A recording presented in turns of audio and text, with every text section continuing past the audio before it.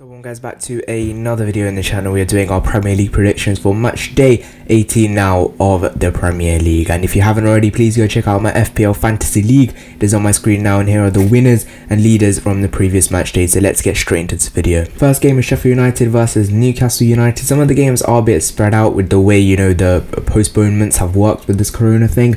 So the first game is Sheffield United versus Newcastle United. This is going to be on the Tuesday.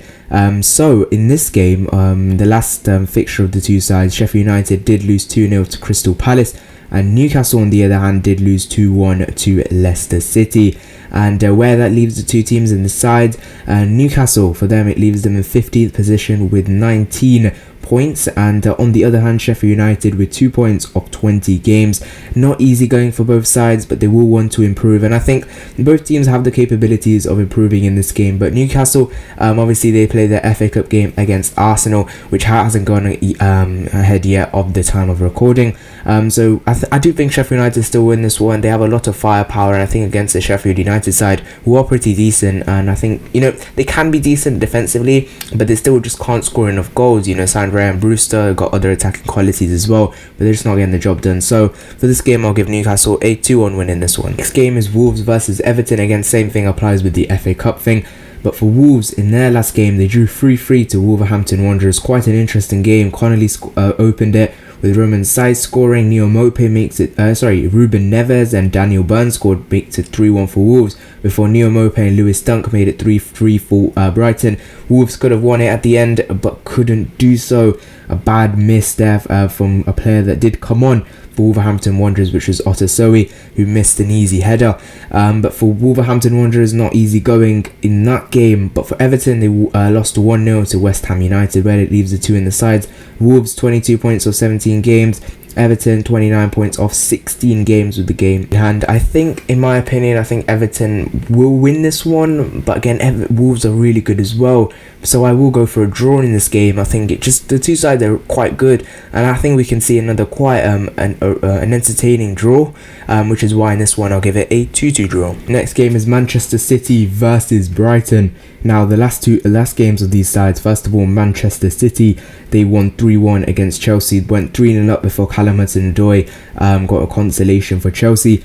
On the other hand, Manchester City, who they are playing in their next game, which is Brighton, as I said, the 3-3 draw against Wolves. Now, that was a good draw for Brighton. Obviously, they need to pick up points. They're in a relegation battle with 14 points of 17 games. Manchester City into 5th now, 29 points of 15 games, but they have got 2 games in hand. So if they win their games in hand, you know, they will go above them. But in this game against Brighton, I do see them easily blowing them off, to be honest. Brighton are a really good outfit, and I think they have all it takes to win this game. Manchester City, a lot of firepower, and I think it could prove too much for Brighton, which is why I will have to give Manchester City a 3-0 win in this one. Next game, not sure it will go ahead, but Aston Villa versus Tottenham Hotspur on the same day, on the Wednesday 8:15 kickoff. Obviously, Aston Villa got a lot of cases at the moment, so whether this game will go ahead is very unsure. Obviously, Aston Villa's game against Liverpool could be called off as well. Again, at the time of recording, I'm not too sure yet. But looking at where the two teams are in the table, Aston Villa 8th of 26 games. Tottenham 29 points of 16 games, 3 points between the sides. But obviously, Aston Villa have got more games in hand than Tottenham Hotspur. Looking at the last games of the sides, first of all, with Aston Villa, in their last game they did lose to Manchester United 2-1, and Tottenham Hotspur beat Leeds United 3-0. So they will carry decent form into this game. Obviously, losing to United isn't easy for Aston Villa, but they played alright. They gave them a good fight, and they will go into this game confident.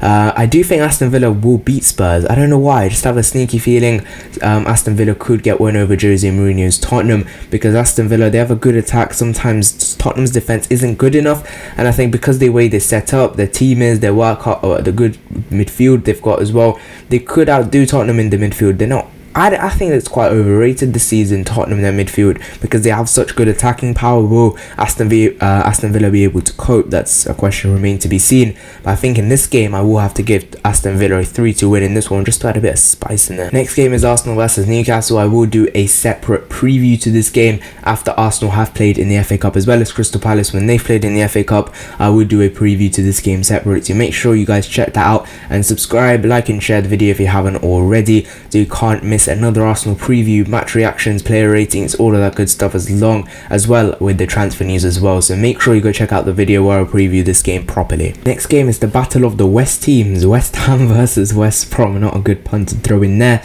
but looking at the results of the last teams, West Ham, as I said, got a 1-0 win through Thomas Souček in the 86th minute. Obviously Souček being very good this season. West Brom, on the other hand, they lost 4-0 to Arsenal. A brilliant win for Arsenal. That was Kieran Tierney scoring, Bukayo Saka before Alex Lacazette got a double.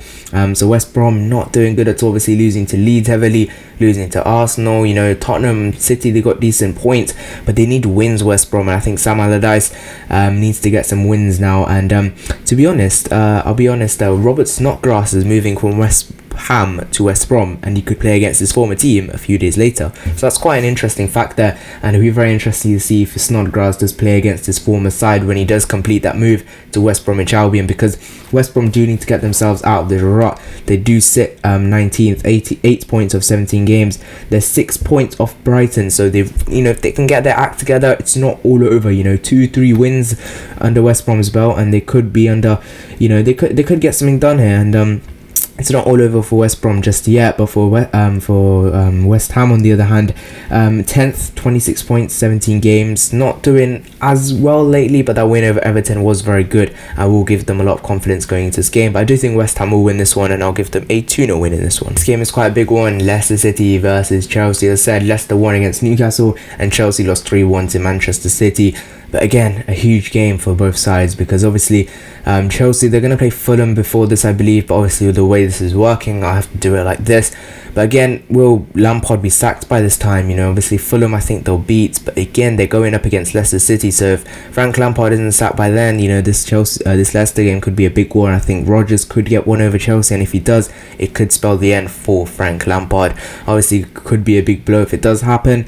But you know, this is Chelsea. They're a big side, and they need to make big moves if they're going to be a big club. And I think this is something that, you know, Leicester City will just have to take advantage of. You know, Chelsea have a brilliant quality team, and I think once they get started, it'll be hard to stop them. And I still believe that Chelsea, obviously with these finding Timo, Shai, Havertz, all these memes are coming out, but they spend a lot of money on these players, and they're going to give them opportunities, give them chances. Timo Werner's got more contributions in goals than the whole Arsenal team, so you know, he's still doing better than what we're doing at the moment. But again, it'll be very interesting to see what happens.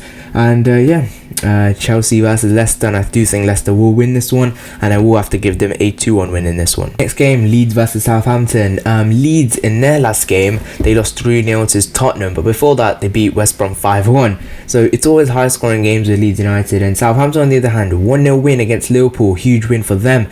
In this game, I think I'm just getting draw vibes in this game, because I think it's two teams who are quite good teams, to be honest. Yes, Leeds United get slapped up, but when they go at teams, and they will do against Southampton, you know, Southampton could, you know, struggle, but I think they've got a good team, and I think they are capable of holding out Leeds United in this game. Right now in the league table, Leeds do sit in 12th below Arsenal and 23 points, and on the other hand, Southampton into 6th with 29 points of 17 games. Don't have that game in hand option like Manchester City do, but 29 points is pretty good at this stage, you know, with the open league and that. But I do think it's going to be a draw, which is why I'll give it a 2-2 draw in this one. Next game is Fulham versus Manchester United, and I do think it's going to be a pretty easy one for Manchester United. I just can't see Fulham getting anything out of this game. As I said, United won 2-1 over Aston Villa.